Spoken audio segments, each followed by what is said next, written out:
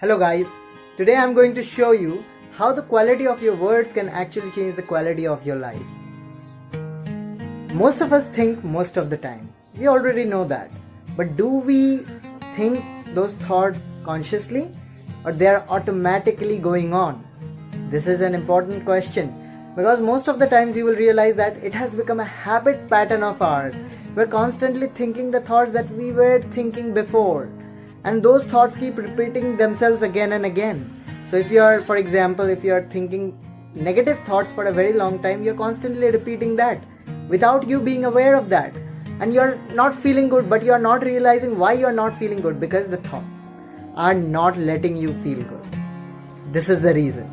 So, is there any possibility of changing the thoughts? Of course there is. Because your focus is constantly going on something negative, that negativity is expanding. And it is a universal law that whatever we focus on expands. So for a minute, if you take a break and ask yourself, what am I doing? And why am I doing this? And is there any possibility for me to do something worthwhile? And what do I really want from myself? What is it in my heart that I want to express to the world? If you can ask these questions, answers will begin to flow.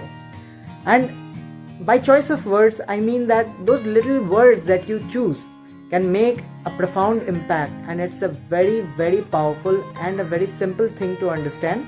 But it's easier said than done. But once you start doing this, you will reap the benefits.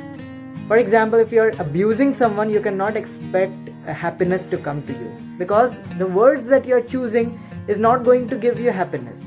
But if you can choose the words of happiness by talking to somebody in a better way. I'm not trying to say that you don't fight back to somebody who is abusing you or who is trying to insult you in some way or the other, but you always have a choice to deal with situations effectively. Sometimes you need to take a stand for yourself, which is fine, but sometimes you need to choose your words. Sometimes you just need to be silent. For example, somebody is judging you. You don't have to judge them back. Otherwise, you will trap yourself into the cycle of judgment. Not needed, because that really blocks our energy. We need to understand that. Why am I doing this? Is it compulsory for me that the person who is judging me and I need to judge that person back? No. That person is expressing his own thoughts and I don't have to match my own thoughts with his. Not needed. I have my own better thoughts. I have my own freedom of choice. I can choose something better. I can always choose something that's close to my heart.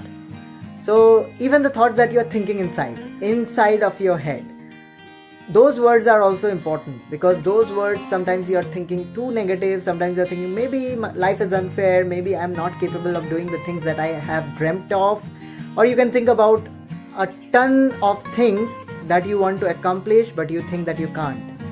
Those thoughts are definitely going to bring more anxiety into your life, because you're constantly focusing on something that you don't want, that's not coming from your heart, not coming from your soul. But something that's coming from your soul is very purposeful. It's really, really allowing you to move forward into your life. It can be like, okay, maybe my life situation is not so good right now, but 1 second, can I be at least 1% happier than yesterday? Can I be at least 1% better than yesterday? Can my life be at least 1% more profound and more joyful than yesterday? Of course it can be. You can choose thoughts like these, right? You have a freedom to choose at least. And once you will notice that in the beginning you will not understand anything, but once you begin to practice this, once you begin to repeat this little by little, your feelings will also become like that, because feelings are followed by, once you generate a thought, the feelings come less.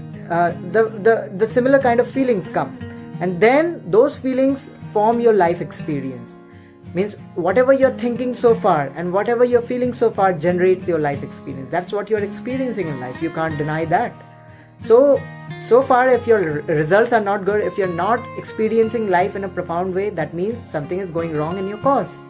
The way you're thinking, the way you're feeling, the way you're talking, everything, you need to look at those things. It is your life, you have to make a choice. So once you start choosing, once you start understanding that it's always about the seeds that we sow that generate the fruits that we deserve.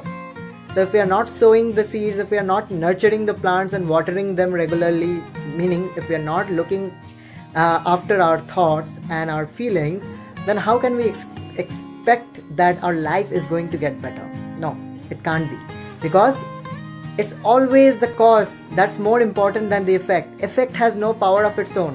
For example, if I tell you right now to stand against the mirror and ask you a question, which is more powerful, you standing in front of the mirror or your reflection inside the mirror? What will you say? It's you. How? Because if you cry, your reflection will also cry. If you smile, your reflection will also smile. What is happening? Reflection has no power of its own. It's you, the actual figure, who has its power.